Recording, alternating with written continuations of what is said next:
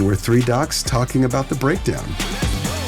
Okay, so we are back in studio. Nice to see you all. Dr. Krissy Ladner, our sports nutrition expert, and Dr. John Heiss, our resident biochemist. I'm Dr. Luigi Gratton, and we're doing the Breakdown podcast, talking about the principles of really health and wellness through the context of nutrition, some average stuff and some performance athletes, but we want to do the whole spectrum, the whole gamut. So today I want to talk about creatine. I know you all want to talk about Fun creatine. One. Love it. Yeah.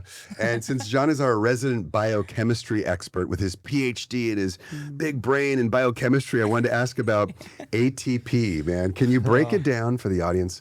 What is ATP simply for the layperson? How do we make that simple? How can we get into? I know it could take a whole week, but we want to do it in 35 seconds. Yeah. So we talked a lot about energy in the other podcast, right? We've talked about carbs as the body's preferred source of energy, but okay, how does a carb turn into energy in the body? What does that actually mean? So our body actually, energy is like very small changes of like movement of electrons. So we have to take this fairly large glucose molecule, small but relatively large. We start breaking that to smaller and smaller pieces. And the end game state is to generate this molecule called ATP. And this you've all heard is this in high school. Yeah, ATP. So this is like the actual currency that's transacted inside the cell as the money exchange or the energy exchange. So glucose is kind of like the carrier, but ATP is the end game. And the ATP, in order to generate energy, it's adenosine triphosphate. Triphosphate. This is very important. Yeah. Okay. We're going really deep biochemistry here, but we're going detailed. So there's Take us with you, Joe. There's like 3 beads, and the last bead is this terminal triphosphate. Gotcha. When that one gets lost, there's kind of a spark, and that's the energy transfer, and that's what's happening at the mechanical level. This is really important because when people really think about how the human body is powered, you think of any engine, it runs on whether it's gasoline or electricity, we have our own currency, and it is ATP, which you just described. Yeah. So I think it's really important. Now that you've given us the breakdown of ATP, Krissy, I wanted to ask, functionally speaking, if you're working with an athlete, and you've worked with many, and you're in the gym with them, and they're doing 10 repetitions till exhaustion, they've exhausted all that ATP currency John just talked about. Yeah. What can so we're talking about creatine. What can creatine do in that context? Like, how can it help them go beyond? Yeah, so creatine is kind of holding on, if I'm going to keep going with this bead analogy. Yes. I love it, by the way. Creatine is going to be able to hold on to one of those beads. Okay. And so it's hanging out in the muscle. It's waiting to donate that back to ATP once it becomes AD2 phosphates. So it's there ready to replenish. And we have to have ATP to contract a muscle, to relax a muscle. So every time you're doing repetitions, in order to create force and to relax, we have to have plentiful amounts of ATP. So it's allowing you to go to exhaustion. The interesting thing about the creatine phosphate system, so how creatine is working in the muscle, is that it doesn't last that long. It's about 10 to 15 seconds, depending on the rate of work and the amount of muscles working. It's going to deplete. And then it's just kind of waiting to grab another phosphate, another bead, if you will. So it takes, it depends on your creatine amount in your muscle and your training type and all these different things.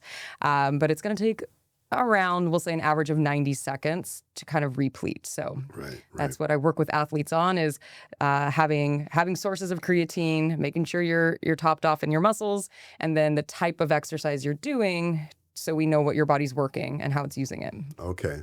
So it's sort of like, I get it. I think I like how you've broken it down, both of you.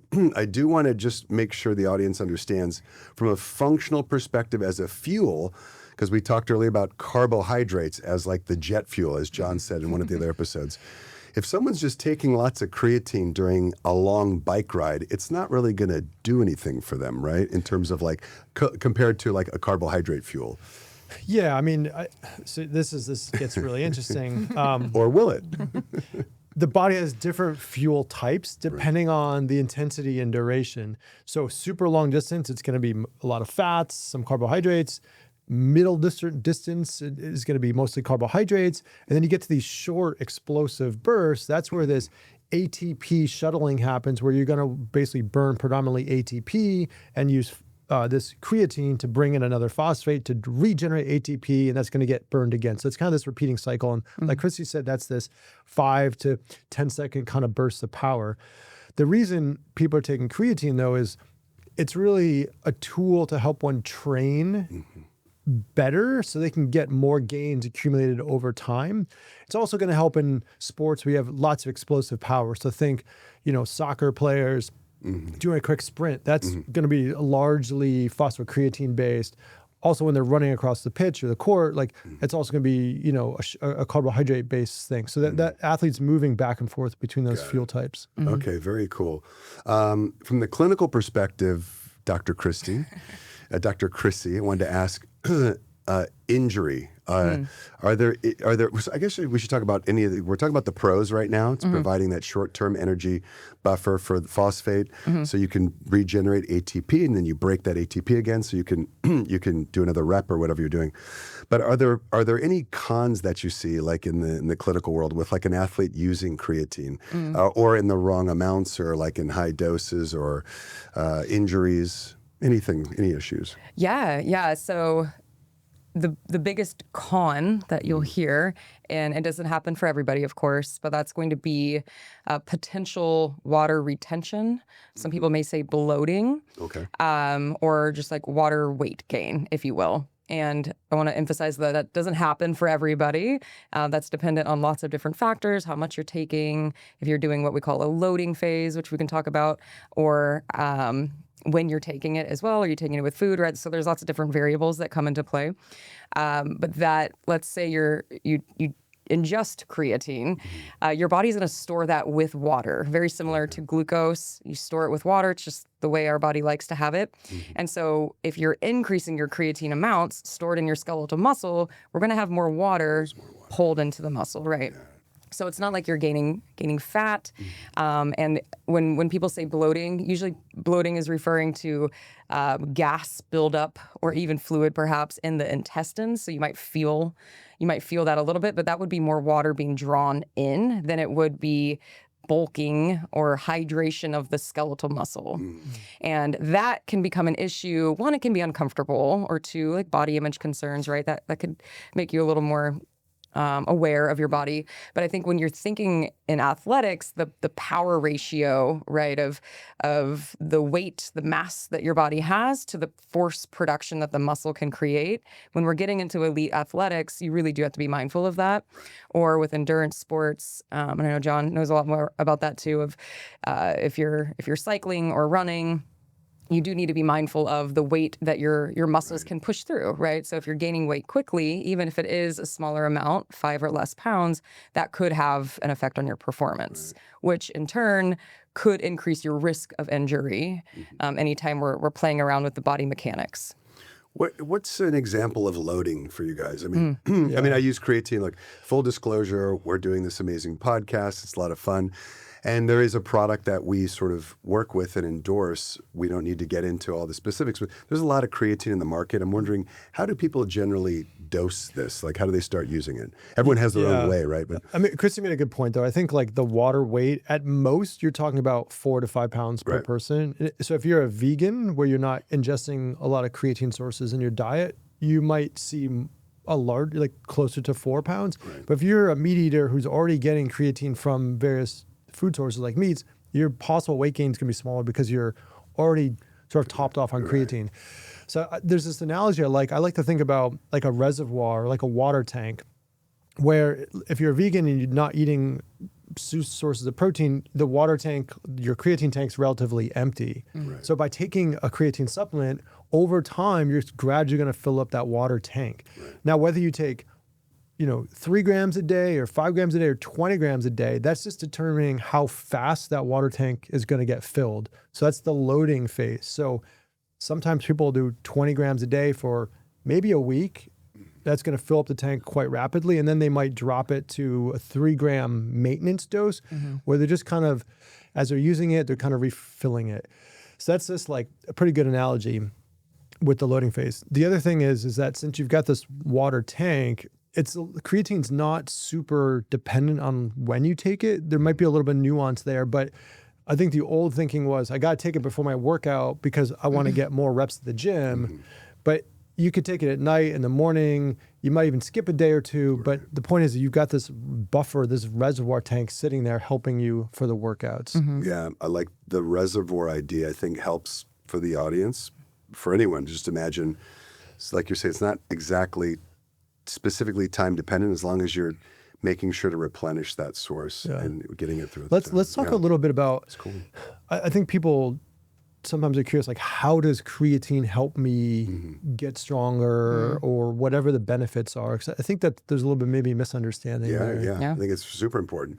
So one of the things, first I just want to mention, we're talking mostly about skeletal muscle, like in building performance. But I'd like to, after we get in over this topic, I'd like to discuss like cognition. Yeah. Because to your point, John, when you opened about ATP is happening everywhere in the skeletal muscle, in the lungs, the heart, the brain. So it's powering all these things.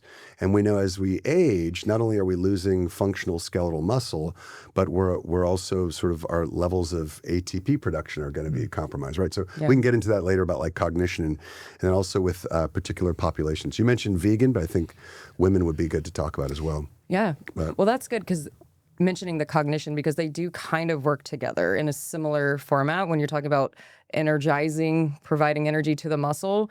The proposed mechanism for the brain is very similar. So for muscle, it's not like glucose, like we eat a carbohydrate, it goes into our bloodstream. Glucose is then supplying the ATP. So it's not like you consume creatine and then that's what gives you energy. It's a method to the energy. Right. And so when you have more ATP or energy in the muscle, your ability to do work, to lift more, to go, to push further, right? In your workout, that's increased. So it's just giving you the tools to do more. And the more you do, the more muscle adaptations you can have. So that's really where the musculoskeletal benefits are coming from. Yeah, I like that. I mean, imagine if you're doing a bench press at the gym and you get 10 repetitions and you can't, let's say you can't do an 11th because you've depleted your ATP. Right. Now, context is you've been taking creatine and you've got now phosphocreatine. And if while you're doing the repetitions, it's able to generate an extra ATP, now all of a sudden you were able to do 11 repetitions instead of 10. So just by squeezing out that little bit extra work, you stack that up over time. And now each gym session is a little bit more productive. And that's where the gains come from, like in a weightlifting. Right. Exactly. It's basically progressive weight, and then of course damaging. All comes down to progressive loading and damaging the tissue, right? So I used to joke, like when patients would ask, well, how does this work? I'm like, well, imagine when you're working out or even when you're walking downstairs, really any type of eccentric loading, right? Eccentric loading on the muscle tissue, damaging the tissue. It's like breaking a hole in the wall. And then at night when you're sleeping or throughout the day, you got to repair that hole in the wall with, with some plaster and make it a little stronger. But basically to John's point on that 11th repetition, or whatever, 12th, 13th, you're damaging the muscle tissue and then you're going to fix it up. Yeah. So creatine just really allows more progressive loading, more damage, and then more coming back stronger, hopefully with the right supplements. Yeah. So I think it's interesting. Nutrition. I mean, creatine's obviously all over social media. People are talking about it outside of performance context, right? So an everyday person, they might not be thinking I need to maximize my gains in the gym. That's a pretty niche group. So we kind of talk about this cognitive potential benefits. I mean, what's your kind of take on where the literature is with that? We're hearing a lot about it. Yeah, it's tough because creatine, specifically creatine monohydrate, just a form of creatine, is one of the most well-studied. It's kind of catching up to caffeine, which is wonderful. That means we have a lot of data. And in order to make a confident general recommendation for a population, we really need to repeat that study in that same population with the same nutrition or daily habits or age or whatever it be over and over again. And so I think we're still in the early phases in the research to say creatine does this via this mechanism in the brain. And it is very promising. I think there's very few, if any, limitations, which is great, meaning there's not a lot of side effects we're seeing. I think it's more we're looking into what is the mechanism, what actually is going on, what's the causation versus correlation. of how creatine affects the brain. And what my understanding is that creatine acts very similar in the brain. It can cross that blood-brain barrier, so it can act as a way to provide ATP for the brain. And as we're aging, when our brain may not be as efficient as it used to be, it's helping supply energy to help those neural connections, those synapses happen, right? And I'm really curious to see what else comes out too. Right. Yeah, I think what's interesting there is, right, you're seeing conflicting studies. Some studies show a benefit, other studies show no benefit, and so you're like, which one is it? There are some studies in cognitively impaired people where they are seeing a little bit of benefit. The question is for a healthy individual who doesn't have cognitive impairment, is there a benefit to them to take creatine? And I think that's just unknown right now. I think it's an exciting field of research. I feel like creatine, we know there's a lot of good. There's maybe no downside. So it's kind of like, hey, if it was me and I was a betting person, I had some money to spend on supplements, like creatine starts to land pretty high on the list of supplements that I would take, whether I'm looking at performance sports or not. Right? It's like, talk about protein, talk about fiber, omega-3s, like, certain, maybe a vitamin D supplement, multivitamin. Like I put creatine in that top list. That's where I'd want to spend my money, even if I'm not looking for maximizing gains at the gyms, because I think there's a lot of good with basically no downside. Yeah. 100%. I think we're all in strong agreement. And Krissy just touched on this, the safety aspect. You said really thoroughly studied, similar to caffeine. People have been using this since the 1980s easily, and there's really no major adverse effects. The weight gain, maybe a little bit of sports injury for particular athletes. But I think that's a great point. So really don't see any issues of kidney problems, liver problems, any metabolic problems. So that's great, number one. I did want to ask you guys the ideas, because since we got into cognitive health, people will often use creatine during the day for their workouts and for their cognition.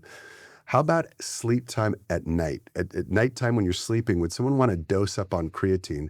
My understanding is that it may be sort of a crutch that you do not want to use when you're trying to get deep sleep, because if anything, you want to sort of tone things down. So, but I don't know if you guys know anything about the research where it plays out on deep sleep. But my understanding is you try and take creatine during the day, and you may not want to load up at night, and maybe first thing in the morning. Because you mean like taking it before you go to bed, in that window before bed? Yeah.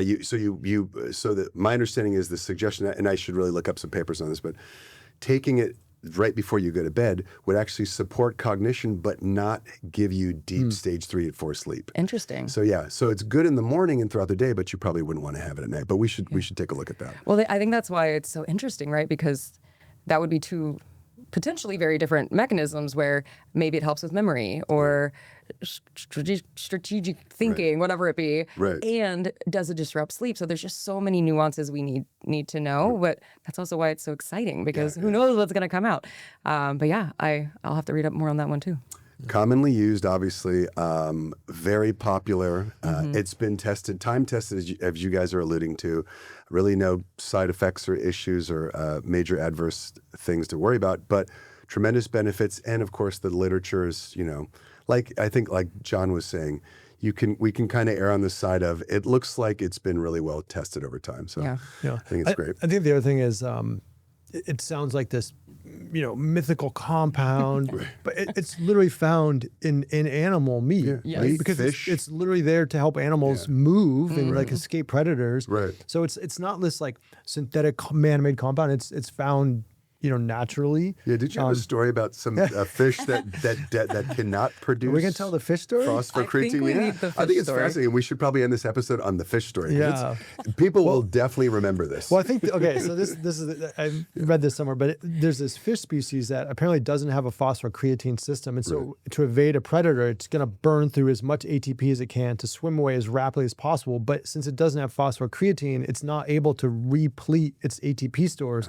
So essentially, swims so fast it paralyzes itself and kind of floats there hoping that it evaded the predator. It literally runs out of the ATP and just stops. So it'd be like you doing the 9th and 10th rep, and then I would just literally fall over in the gym. Just hanging out. Interesting. The importance of creatine. Well, it's great that we are not that species of fish, and we can replenish our ATP with creatine, whether it's, as you just said, John, through meat, fish, or a great creatine supplement, which many on the market. We think we've got a great one that we love to promote and talk about. So Herbalife 24 creatine. It's very exciting. Tested through NSF. So if you're a pro athlete, it's banned substance tested. So it's a good one. Yeah, absolutely. You know, that's a great thing to end on.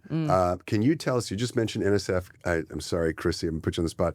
In 30 seconds, can you explain basically what drug testing, illegal compound testing is? Why do companies do that? Like, obviously, we do that with our products, but yeah, absolutely. So when you're in a higher level competition as an athlete, we want to be as fair as we absolutely can, and we also want to make sure that players are safe. So there are certain substances and chemicals, compounds, whatever it be, that are prohibited. They're on what we call a banned substance list, and so with so many supplements on the market, you might not know what you're getting. They're not regulated the same as food, perhaps, right? However, there is what we call third-party testing, and a different party, other than who has produced the product, who will test it. They will batch test it. So every single batch they make, they're going to go through and make sure that what's in it is exactly what you say is in it. It's in appropriate amounts. And that is, I absolutely will not recommend a product to a professional collegiate athlete that is not NSF or Informed Sport certified. And in fact, mostly in athlete contracts, it says that they need to follow these provisions, right, and have third-party testing supplements, or if they're tested, which is usually it's what you call like a surprise. You don't know when we're going to come test you. Right, like surprise drug testing. Yeah.